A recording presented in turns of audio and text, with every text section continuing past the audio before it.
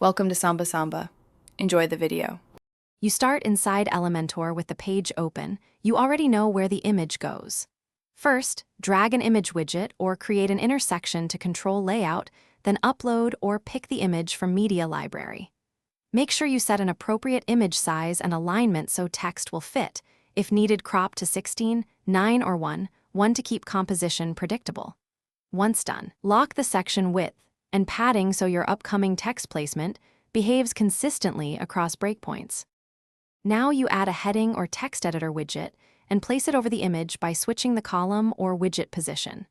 Use the Advanced tab to enable positioning and choose absolute or inline.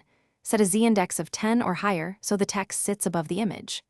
Then style typography, font, weight, size, and apply color with sufficient contrast.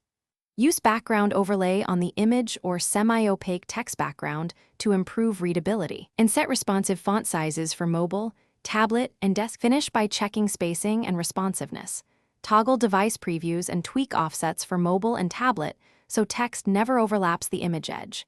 Make use of motion effects or transform for subtle emphasis, but keep performance in mind. Export or save a draft and preview live to confirm legibility under real conditions.